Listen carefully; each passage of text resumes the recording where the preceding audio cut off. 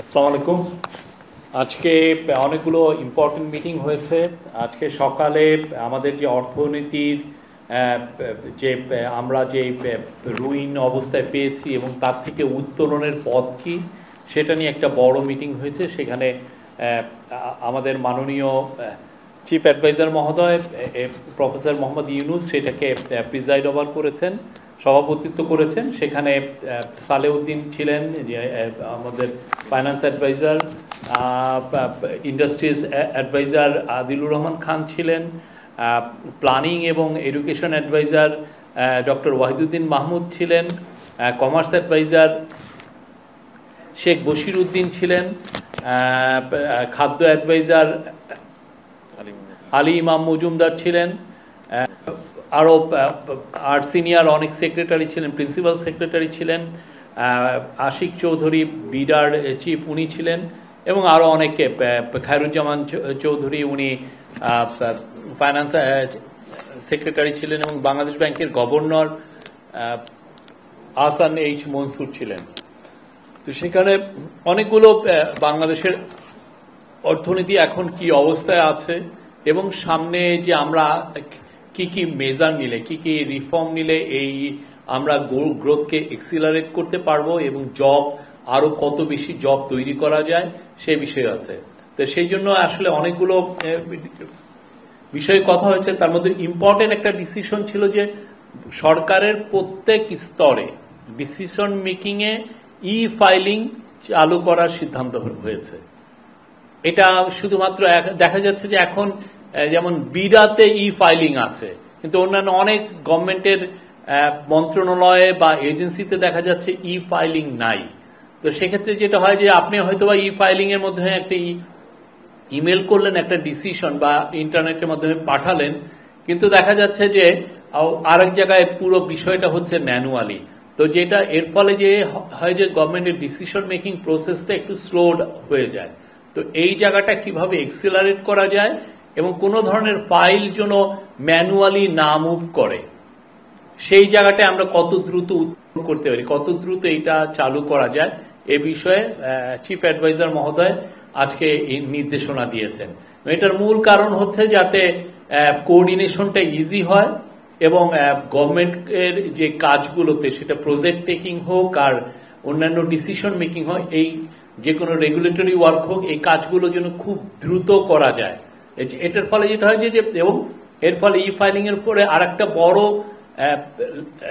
সুবিধা হচ্ছে যে এর ফলে অন্যান্য দেশের এক্সাম্পলে দেখা গেছে যে করাপশন খুব কমে আসে, একদম মিনিমামে এসে পড়ে অন্যান্য দেশের এক্সপিরিয়েন্স। এখানে অনেকগুলো আলাপ হয়, যেমন ইউরোপিয়ান ইউনিয়ন আমাদেরকে জানিয়েছে যে তারা কিভাবে এস্তোনিয়াতে করাপশন মুক্ত হয়েছে।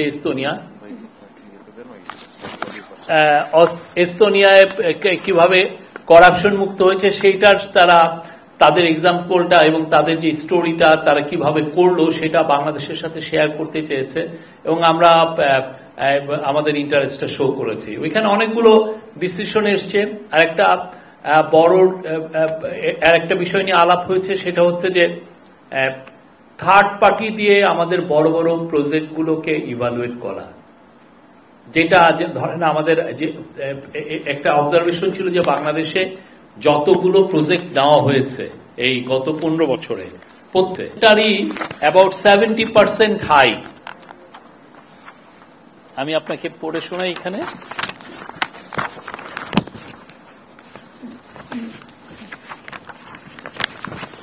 উন্নয়ন প্রকল্প গড়ে 70% ব্যয় বৃদ্ধি ছিল, এটা 2009 থেকে 2023 মধ্যে, এবং রাজনৈতিক প্রভাব ও অযৌক্তিক প্রকল্পে ব্যয়ের মাধ্যমে 14 থেকে 24 বিলিয়ন মার্কিন ডলারের সমপরিমাণের অর্থ অপচয় হয়েছে। তো এই জিনিসগুলোর জন্য মানে যাতে থার্ড পার্টি ইভালুয়েশন করা যায়, এটার ফলে একটা দেখা গেছে যে আমরা একটা মেট্রো প্রজেক্টে, মেট্রো রেলের আর একটা অংশের প্রজেক্টের ইভালুয়েট করেছে, কস্ট ইভালুয়েট করেছে, যেটা আগের থেকে কস্ট ছিল, ওরা আগের গভর্নমেন্টের সময় ওরা কস্টিংটা করেছিল, ওইটা এডিবির দ্বারা এটা যখন ইভালুয়েট করা হয়েছে দেখা গেছে যে একটা না, এটা $5.2 বিলিয়ন প্রজেক্ট ছিল। এডিবি এভালুয়েট করে দেখেছে যে এটা $500 মিলিয়ন এখানেই সেভ করা যায়। তো এরকম অনেকগুলো প্রজেক্টের ক্ষেত্রেই এখন এটা নিয়েও চিন্তা ভাবনা হচ্ছে, এটা নিয়ে ডিসকাশন হয়েছে এবং অন্যান্য অনেক বিষয় আমরা আপনাদের এই পুরো সংকট উত্তরণ থেকে আমরা কিভাবে দেশকে আবার মানে এক্সিলারেটেড গ্রোথ আমরা আনতে পারবো সেই জায়গা নিয়ে অনেকগুলো প্রপোজাল এসছে, যেগুলো নিয়ে আলাপ হয়েছে। সেই আলাপের অংশটুকু আমরা আপনাদের সাথে শেয়ার করব আজকে। এছাড়া তো আপনি জানেন যে আজকে কোর কমিটির মিটিং হয়েছে হোম মিনিস্ট্রিতে, সেখানে আমরা অলরেডি ব্রিফিং করেছি। এছাড়া আলজেরিয়ার নতুন রাষ্ট্রদূত এসেছিলেন, উনি প্রফেসর ইউনুসের সাথে দেখা করেছেন। প্রফেসর ইউনুস কে উনি আলজেরিয়া সফরের আমন্ত্রণ জানিয়েছেন এবং প্রফেসর ইউনুসও আলজেরিয়ার প্রেসিডেন্টকে বাংলাদেশে আসার আমন্ত্রণ জানিয়েছেন এবং তাদের সাথে বাংলাদেশ আলজেরিয়া জানেন আফ্রিকার কান্ট্রিগুলোর মধ্যে আলজেরিয়া একটু বেটার, একটু ইকোনমিক্যালি তারা ওয়েল অফ। তো তাদের সাথে আমাদের আরো যাতে ট্রেড এবং ইনভেস্টমেন্টের সম্পর্ক আরো ডিপেন্ড হয় সেই বিষয়ে আলাপ হয়েছে। এনি প্রশ্ন থাকলে আপনারা বলতে পারেন।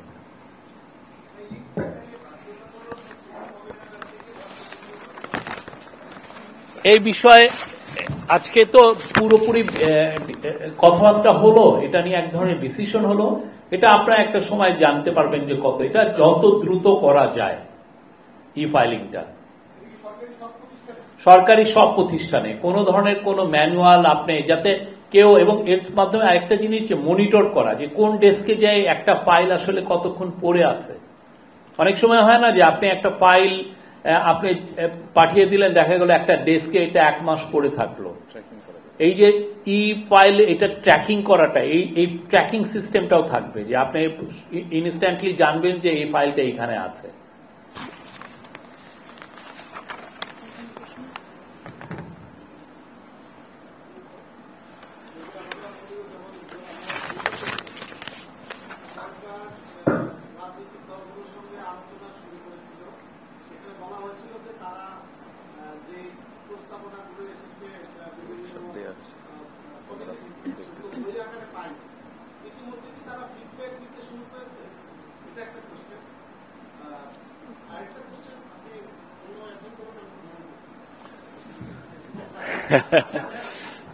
আমাদের তরফ থেকে যে কনসেনসাস কমিশন যেটা করা হয়েছে ইন্টারিম গভর্নমেন্টের চিফ অ্যাডভাইজারের নেতৃত্বে, কনসেনসাস কমিশনের তরফ থেকে আমি যতটুকু জানি সেটা হচ্ছে যে সবার কাছে এই হার্ড কপিগুলো গিয়েছে রিপোর্টের। ওনারা তো আপনি জানেন লাস্ট মিটিং এ ওনারা হার্ড কপিগুলো চাচ্ছিলেন।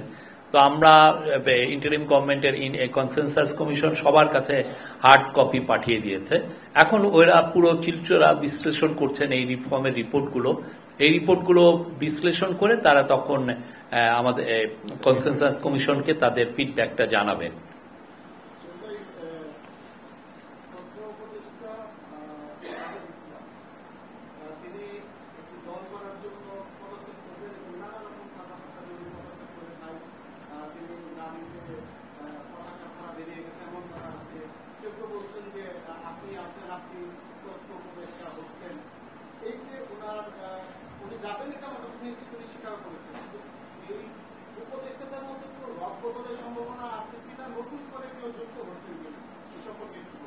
আমাদের কাছে ইনফরমেশন এখন পর্যন্ত তথ্য উপদেষ্টা উনি পদত্যাগ করেননি, এটা হলো আমাদের কাছে ইনফরমেশন।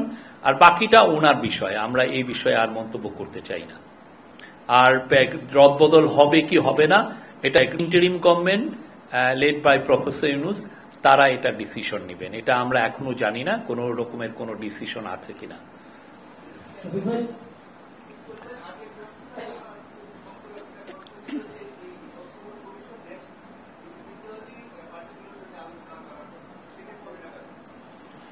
এটা আপনারা খুব শীঘ্রই জানতে পারবেন। কনসেনসাস কমিশন সবার আগে সবার থেকে ফিডব্যাক পেয়ে নিক, আমার মনে হয় আপনাদেরকে তারা জানাবেন।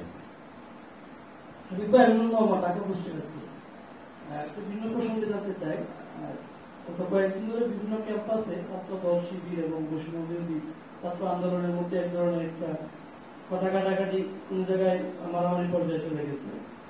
তো এই বিষয়টা সরকারের এখন পর্যন্ত কোনো বক্তব্য আমরা পাইনি। আসলে এই সরকার তো নিজেদেরকে ছাত্রদের সংখ্যা দাবি করে, সেই জায়গায় সরকারের কোনো ইন্টারফেয়ার থাকবে কিনা এই বিষয়টাতে। এক আর দুই নম্বর হচ্ছে আচ্ছা, এটা আমি বলে নেই, ল অ্যান্ড অর্ডার সিচুয়েশনের ব্যাপারে আমরা যথেষ্ট সিরিয়াস।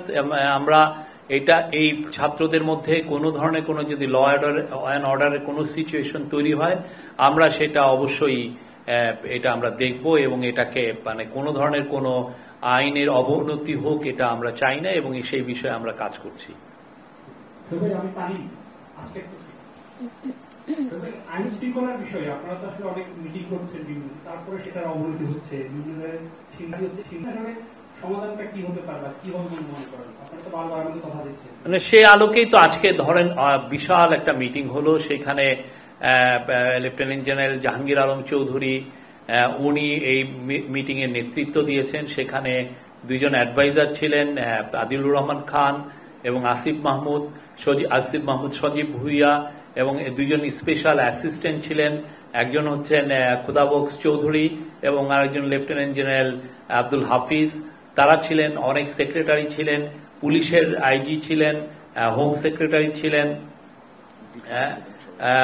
ঢাকার যতগুলো 8টা ডেপুটি কমিশনার ছিলেন, ডিএমপির চিফ ছিলেন, র্যাবের চিফ ছিলেন, র্যাবের ডিডি ছিলেন, এছাড়া ছিলেন কোস্টগার্ডের প্রধান ছিলেন, বিজিবির প্রধান ছিলেন, এছাড়া মিলিটারির অফিসার ছিলেন, সিনিয়র মিলিটারি অফিসার যারা ঢাকার সিকিউরিটি সরাসরি দেখছেন। তো সবাই মিলে তো আজকে এই নিয়ে আলাপ হয়েছে এবং এটা নিয়ে আমি জেনারেল জাহাঙ্গীর এবং আমি দুজনই সাংবাদিকদের সাথে কথা বলেছি। আমাদের আজকে রাতের থেকেই কম্বাইন্ড প্যাট্রোল শুরু হওয়ার কথা এবং আমরা আশা করছি যে এর ফলে শহরের এবং শহরের বাইরে, ঢাকা শহর এবং ঢাকা শহরের বাইরে আইন শৃঙ্খলা পরিস্থিতি আরো ইমপ্রুভ করবে।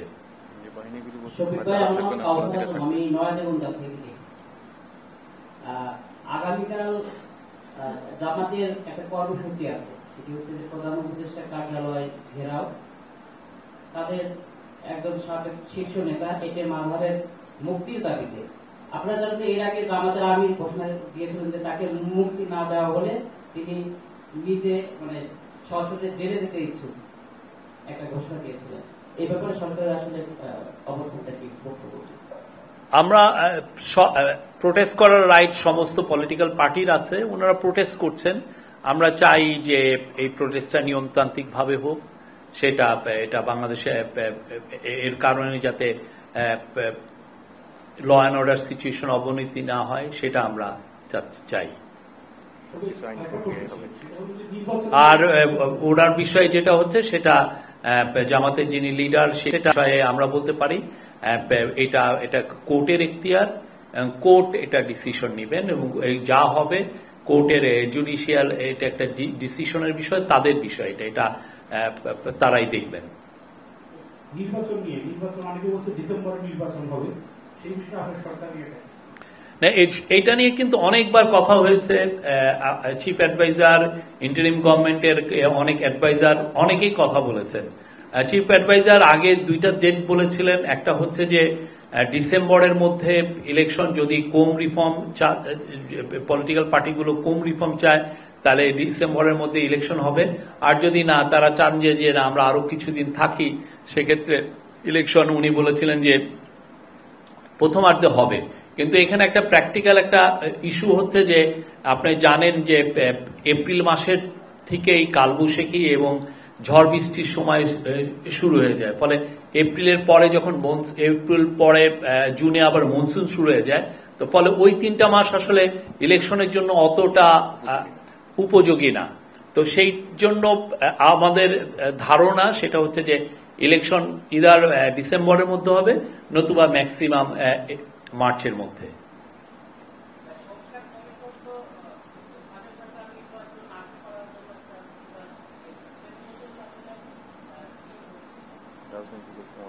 সরি, আবার একটু বলবেন।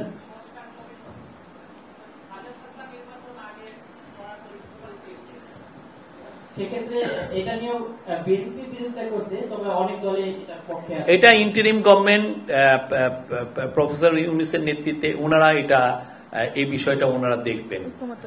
এখনো এই বিষয়টা তাদের এটা ক্যাবিনেটের ডিসিশন। সোফার এই পর্যন্ত এটা কোনো এই ধরনের কোনো আলাপ হয়নি কাউন্সিল অফ অ্যাডভাইজারের মিটিং এ।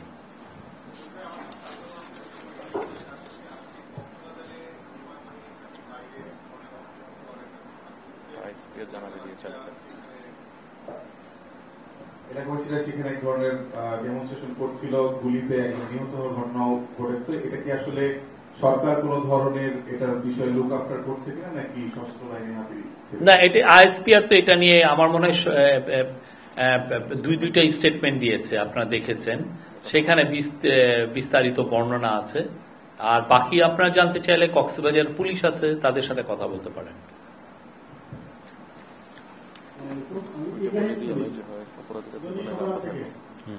আমি একটু জানতে চাচ্ছি, আপনি বলেছেন যে থার্ড পার্টি উন্নয়ন প্রকল্পগুলো ইভ্যালুয়েশন করবে, না এটা আলোচনাও হয়েছে, এটা আলোচনা হয়েছে। এটা কি আরেকটু যে আপকামিং গুলো হচ্ছে নিয়ে আলোচনা হচ্ছে, নাকি চলমান যে প্রকল্পগুলো আছে? না, অনেক বাংলাদেশের তো অনেক অনেক বড় বড় প্রকল্প হয়, এবং এই বড় প্রকল্পের ক্ষেত্রে একটা কস্ট একটা বিগ ইস্যু, এবং আমরা গত গভর্নমেন্টের সময় দেখেছি যে কিভাবে কস্টকে বাড়ানো হয়েছে। এখানে আমরা বলেওছি যে মানে কিছু প্রকল্প ব্যয় 70% বেশি। পুরো এশিয়ার মধ্যে বাংলাদেশে একটা রেলওয়ে ট্র্যাক আপনি বসান বা একটা 1 কিলোমিটার রাস্তা করেন, সব জায়গায় দেখা যাচ্ছে যে রাস্তার মানে এই প্রকল্প কস্ট অনেক বেশি। তো যদি আমরা থার্ড পার্টি ইভালুয়েট করে যদি আমরা প্রকল্প ব্যয় কমাতে পারি, সেটা তো বাংলাদেশের সবার জন্য এটা মঙ্গল, ঠিক না? আপনি $500 মিলিয়ন তো কেউ আপনাকে দিচ্ছে না। একটা থার্ড পার্টি আপনি ইভ্যালুয়েশন করে দেখছেন যে $500 মিলিয়ন আপনি কমাতে পারছেন। দ্যাট মিনস কি এক ধরনের ওই প্রকল্পে এক ধরনের পুকুর চুরির একটা আয়োজন হচ্ছিল। তো সেই জায়গায় এই ইন্টারিম গভর্নমেন্টের ডিসিশন হচ্ছে যে বড় বড় প্রকল্প যেটা সত্যিকার অর্থে এটার কস্টটা পুরো পুঙ্খানুপুঙ্খভাবে এটা নিরূপণ করা উচিত, সেগুলোর ক্ষেত্রে থার্ড পার্টি যদি কারো কাছ থেকে দিয়ে কোনো এটা কাউকে দিয়ে যদি এটা ইভালুয়েট করানো যায়, সেক্ষেত্রে অনেক ক্ষেত্রে হয়তো বা কস্টটা কমে আসবে।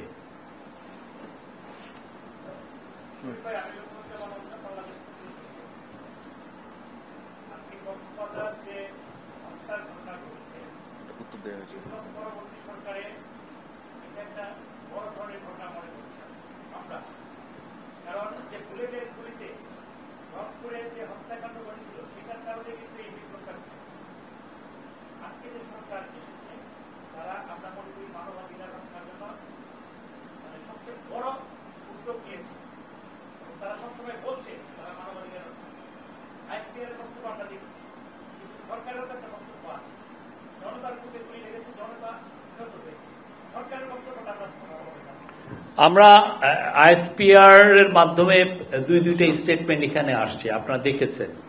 এটা একটা ল অ্যান্ড অর্ডার সিচুয়েশন ছিল, সেই সময় এই ঘটনাটা ঘটেছে।